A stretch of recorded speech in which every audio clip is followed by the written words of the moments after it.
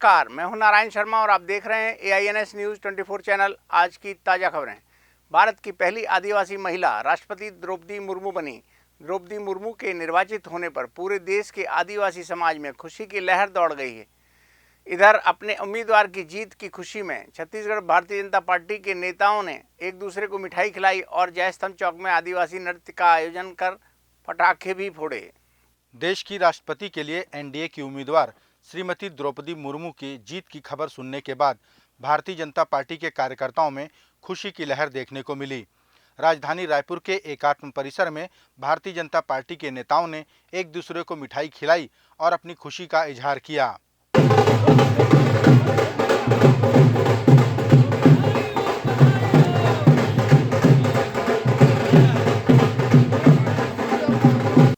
बता दें कि यह देश के इतिहास में पहली दफा होगा जब किसी आदिवासी महिला का निर्वाचन देश के सर्वोच्च पद के लिए हुआ हो। निर्वाचन के दौरान द्रौपदी मुर्मू को 5,77,773 वोट प्राप्त हुए। पर पहुंच रही है एक अनुसूचित जनजाति आदिवासी परिवार से आई हुई महिला इस देश के सर्वोच्च शिखर पर पहुंची है। इससे देश का आम आदमी आदिवासी महिलाएं अपने आप को गौरवान्वित महसूस कर रही है। हम मोदी जी को धन्यवाद देते हैं और मुर्मू जी को बधाई देते हैं। कांग्रेस पार्टी ने नेशनल हेराल्ड मामले में राष्ट्रीय अध्यक्ष सोनिया गांधी से ईडी की पूछताछ के विरोध में ईडी के दफ्तरों के सामने प्रदर्शन किया। कांग्रेस ने देश की राजधानी दिल्ली समेत सभी क्षेत्रीय ईडी दफ्तरों के सामने प्रदर्शन किया। राजधानी रायपुर में भी मुख्यमंत्री भूपेश बघेल, प्रदेश अध्यक्ष मोहन मरकाम के नेतृत्व में हजारों की संख्या में कार्यकर्ताओं ने प्रदर्शन में हिस्सा लिया और जमकर नारेबाजी की। नेशनल हेराल्ड मामले में पूछताछ के लिए ईडी ने कांग्रेस की राष्ट्रीय अध्यक्ष सोनिया गांधी को तलब किया, जिसके विरोध में देश की राजधानी दिल्ली के ईडी दफ्तर समेत ईडी के सभी आंचलिक कार्यालयों में कांग्रेसी कार्यकर्ताओं ने प्रदर्शन किया। मुख्यमंत्री भूपेश बघेल के विधानसभा क्षेत्र पाटन से भी हजारों कार्यकर्ताओं ने प्रदर्शन में हिस्सा लिया।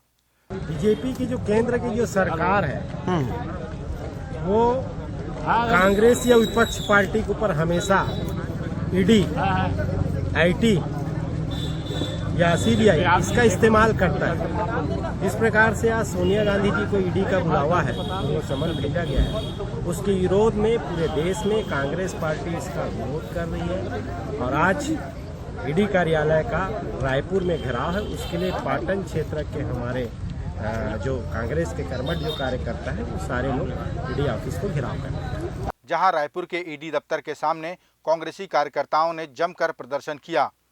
मुख्यमंत्री भूपेश बघेल, प्रदेश अध्यक्ष मोहन मरकाम समेत हजारों की संख्या में कांग्रेसी यहां उपस्थित रहे। प्रदेश अध्यक्ष मोहन मरकाम ने कहा कि कांग्रेस वह पार्टी है जो अंग्रेजों से नहीं डरी, तो भाजपा से कैसे डरेगी। एक भीड़ आज ये साबित कर रही है कि हम आदरणीय हमारी नेता सोनिया गांधी जी के साथ हैं। हम अंग्रेजों से नहीं डरे, ये भारतीय जनता पार्टी के पिट्ठुओं से डरने वाले नहीं हैं। छत्तीसगढ़ की राजधानी में आप लोग विरोध कर रहे हैं, देश की राजधानी तक आवाज पहुंची। देखिए देश की राजधानी में भी हम जाएंगे।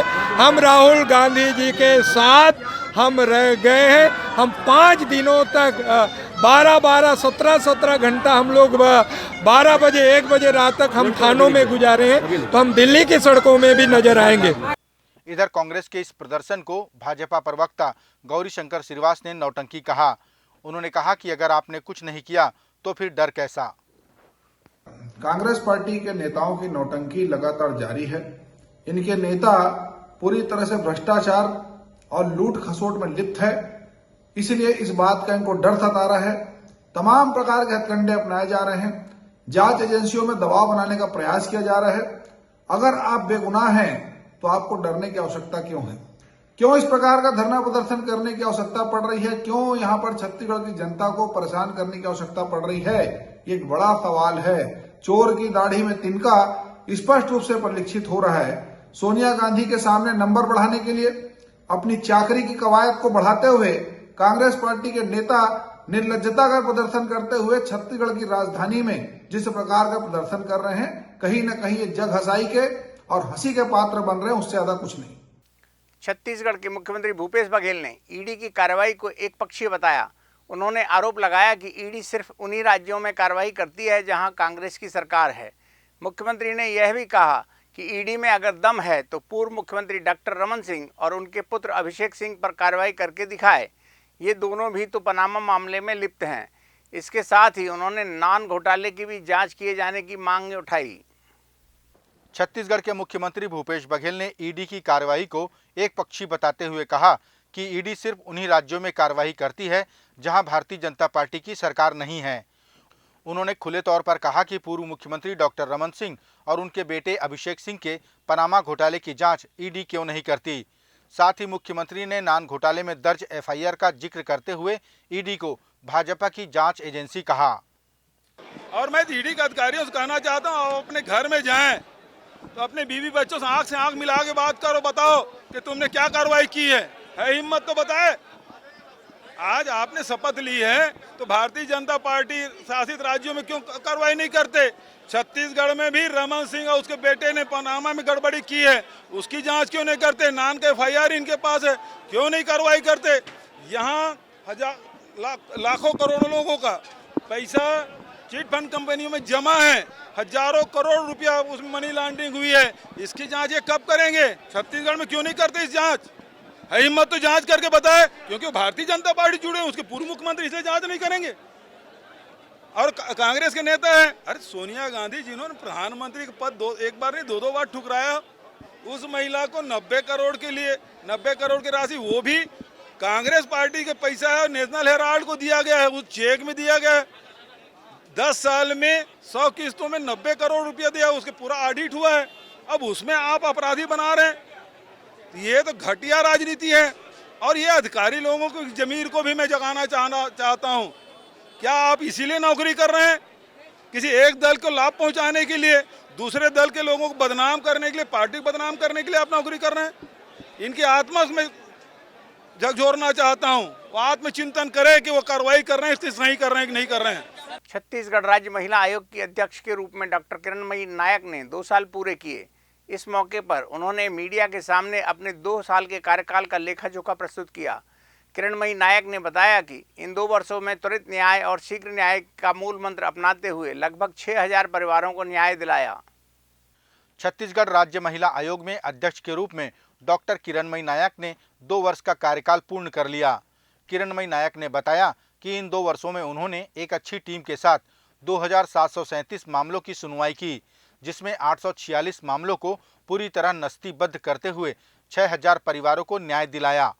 उन्होंने आगे कहा कि वर्तमान में 11 मामले माननीय उच्च न्यायालय में लंबित हैं और 10 मामले पूरी तरह से निराकृत किए जा चुके हैं।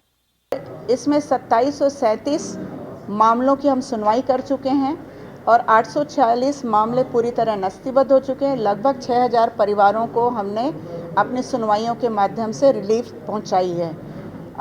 और इन मामलों में से महज 11 मामले आज हाईकोर्ट में लंबित हैं, 10 मामले पूरी तरह निराकृत हो चुके हैं और किसी में भी माननीय उच्च न्यायालय ने आयोग के खिलाफ कोई भी टिप्पणी या कार्रवाई आदेश नहीं जारी किया है। छत्तीसगढ़ की न्यायधानी नगरी बिलासपुर में अघोषित बिजली कटौती के विरोध में भारतीय जनता युवा मोर्चा के कार्यकर्ताओं ने कलेक्टर को एक ज्ञापन सौंपा।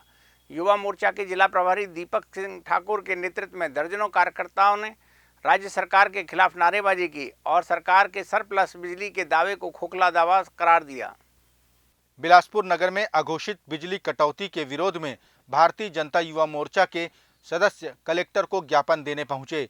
इस मौके पर युवा मोर्चा के जिला प्रभारी दीपक सिंह ठाकुर के नेतृत्व में दर्जनों कार्यकर्ताओं ने कलेक्टर परिसर में नारेबाजी की और बिजली कटौती बंद करने की मांग की। इस अवसर पर दीपक ठाकुर ने बताया कि शहर में किसी भी समय बिजली कटौती किए जाने से जनता परेशान है। उन्होंने कहा कि राज्य में सरप्लस बिजली का दावा करने वाली सरकार को न्यायधानी में आकर देखना चाहिए कि उनके दावे में कितनी सच्चाई है। बिना किसी कारण के अघोषित जो बिजली लगातार कटौती हो रही है, जिससे बिलासपुर की जनता परेशान है।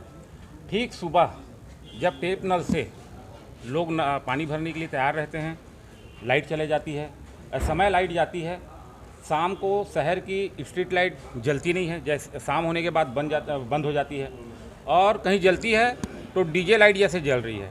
ये वही शहर है और ये वही प्रदेश है जो बिजली में सरप्लस थी। हमारे राज्य की बिजली हम दूसरे राज्य में बेच करके राज्य के लोग राजस्व कमाते थे। आज इस राज्य को क्या हो गया, और उस शहर जहाँ अचूक विद्युत व्यवस्था थी उस शहर को क्या हो गया। लोगों की जनता आज शहर के स्थानीय जो जनप्रतिनिधि है उससे नाराज़ हैं, असंतोष हैं, उनको ढूंढ रहे हैं, वे मिल नहीं रहे हैं। और इसी तारतम्य में हम आज सब माननीय अमर अग्रवाल जी के निर्देश पे जिलाधीश महोदय को ज्ञापन दिए हैं कि यह विद्युत की जो लगातार अघोषित कटौती हो रही है इसमें शीघ्रतः कार्रवाई की जाए, जिससे बिलासपुर की जनता को जो परेशानी हो रही है वो ना हो। ये थे आज के प्रमुख समाचार। आप देख रहे थे AINS न्यूज़ 24 यूट्यूब चैनल। कल फिर मिलेंगे ताज़ा तरीन समाचारों के साथ। तब तक रोजाना की ताज़ा खबरों के लिए आप हमारे लोकप्रिय यूट्यूब चैनल AINS न्यूज़ 24 को सब्सक्राइब, लाइक और शेयर करना ना भूलें। नमस्कार।